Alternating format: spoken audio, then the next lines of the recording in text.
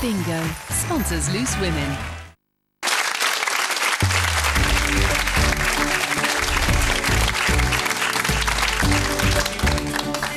Hello, welcome back to Loose Women. Now, a few days ago, Dame Joan Collins joined us for her first Loose Women interview since the tragic loss of her sister Jackie back in September.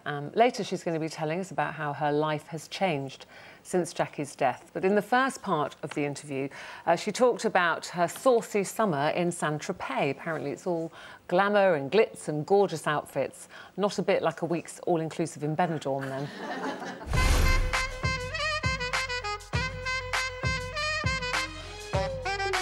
Park up, Elvis. This could take some time. Give it to me, I'm worth it. Baby, I'm worth it. Stop, short. Can't you see we're having a conversation here? Go on, shoo. Get off. Oh, my God! I'm worth it. Give it to me, I'm worth it. Okay, Sarah. Give it to me, I'm worth it. Would you please welcome the fabulous Joan Collins?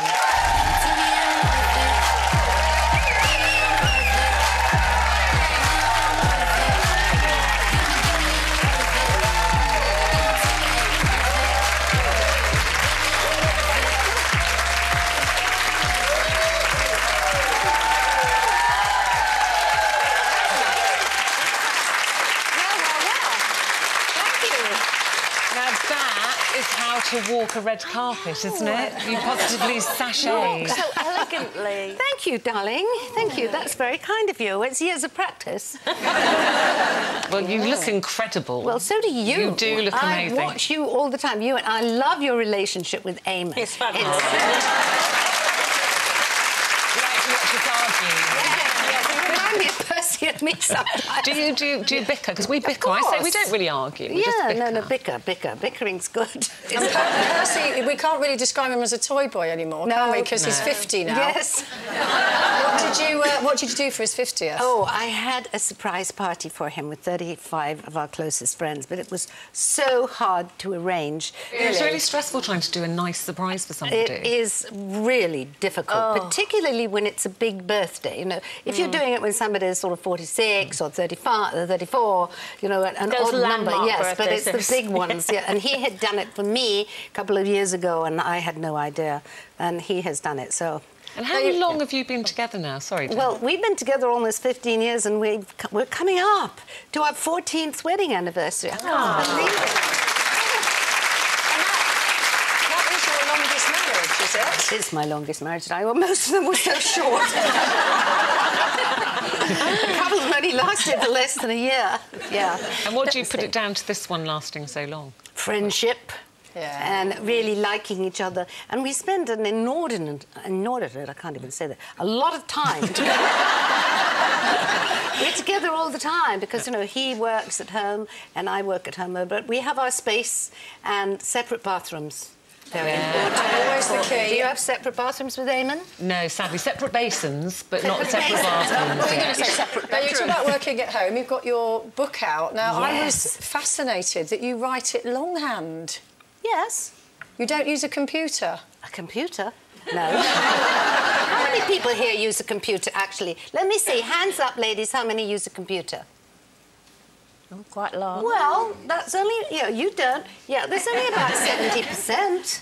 No, I think after a certain age, which we don't mention, I think that computers are so difficult. But I do have an iPad, and I tweet and I email and I text, all of that. No, because I write and my brain goes straight to my fingers, so I write really, really fast, which I could never do.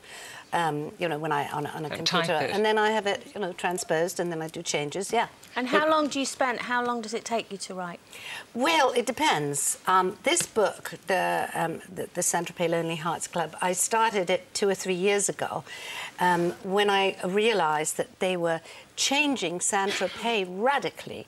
Everything was changing about it. A lot of the beaches were being closed down, and a lot of the small, tiny, wonderful boutiques that had artisans were being changed and having the huge, like the Pradas and the Louis Vuittons and all that. And I thought, this is not the Saint-Tropez that I fell in love with in the 70s. Because it was a fishing... Well, it's a fishing village, isn't it? It was a fishing village, yeah. that was found by Brigitte Bardot and Roger Vadim in 1955, which is why there's that great restaurant called Club 55. And so I thought, well, I'm going to write this, and it'll be a murder mystery romance set in Saint-Tropez. Well, I was reading this yesterday over the weekend, and I'm about halfway through. There's a lot of sex in it, Joan. Yeah. Why not? You see, yeah, it's sun, sex, sin, all sorts of things. So how do you do your research, Joan?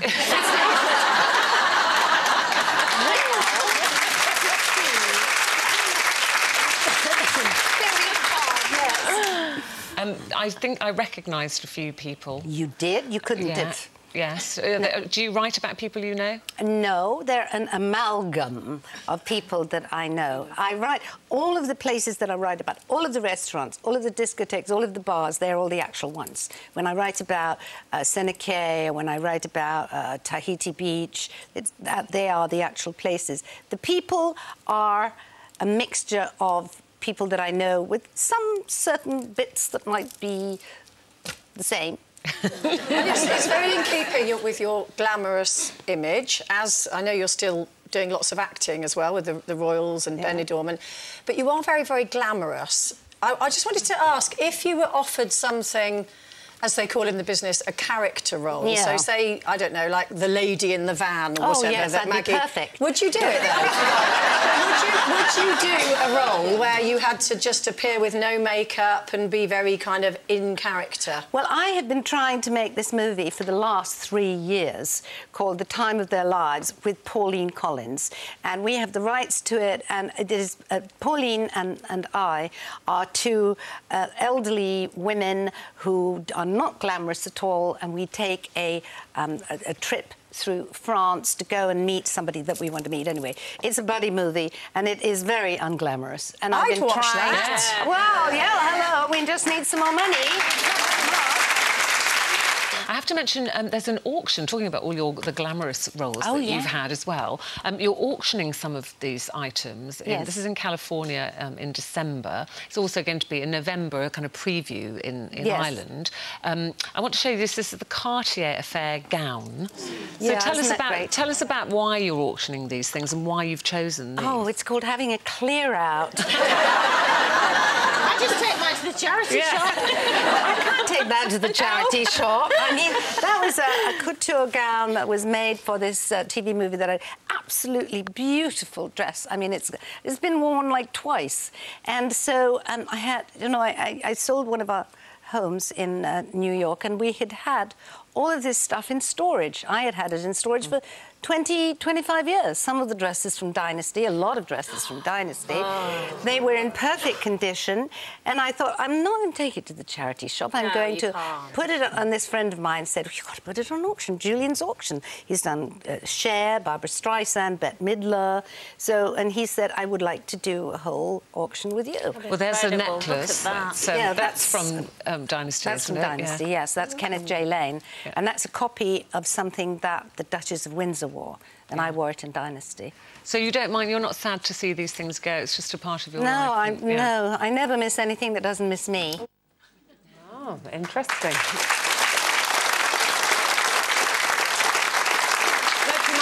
might have been wondering why Hilary wasn't there, but you missed that. So she came in last week. I was so sad not to be here. I'm a great fan.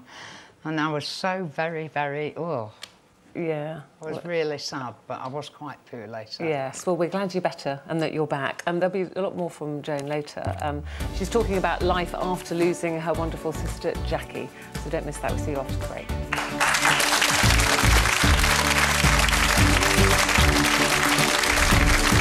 Of our interview with Joan Collins, where she opens up about the pain of losing her sister, Jackie. We obviously have to mention Jackie, and our condolences to you and your family. It was so sad, and she was only on this show. I know. A few days before I she died, know. looking fabulous, being fabulous. Yes. I'm sure you miss her very much. I do. I miss her tremendously, and I think she's like the bravest person I've ever met. The fact that she came to London literally 9 days before she died. And she went on your show, she went on other shows. She wanted to say goodbye to my brother and his wife, me, her daughter, and a couple of her grandchildren who are here. And that's what she wanted to do. I didn't know that she was ill until 2 weeks before. Do you wish that she'd told you sooner? I don't know. Honestly, I don't know. I would have worried myself to death, practically. I mean, it would have been very hard because she lives in LA and I basically live in Europe. So I think that I would have been wanting to run over there all the time. She didn't want a fuss. No. She didn't want a fuss. But do you feel that you got to say the things when someone's gone? You'll think, oh, I wish I'd said this to them and I wish I'd said that. And maybe in such a short space of time, do you feel that you didn't get to say the things you wanted to say? I think that we said things to each other without me knowing that when she told me it was about 2 weeks before she died. I think we knew how much we meant to each other. I found these amazing letters from her that she used to send. So, yes, it's very sad. The message that she put out after her death, she said, I want everyone to live their life to the fullest. How has your life changed since she died? Have you altered anything about the way that you live now? Well, in a way, yes. I've thought, yeah, life's short and you don't know what's going to happen. So Percy and I planned on doing a bit of travelling in January, which we don't normally do. We're going to go to places we haven't been before. I would never have believed in a million years that could have happened to my younger sister. But, you know, that's life. I mean, death is part of life. Yeah, well, she lived her life to the full, that's for sure. She left some certainly fabulous books. did. And I'm sure she'd be very proud of you for the Saint-Tropez Lonely Hearts Club as well, your 16th. It's so good to see you, and Thank come back you. any time. We love to have you on Ruth. Loose Women. Thank you. The It's lovely fabulous to see Dame you. Joan Collins.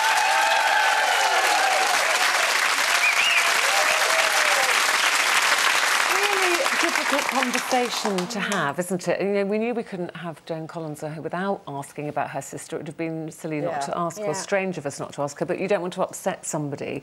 And actually it got us thinking, because there's a recent survey that said over half of us haven't actually discussed with our loved ones and our families how we want to be buried, what kind of funeral we want, and 60% of us haven't even made a will.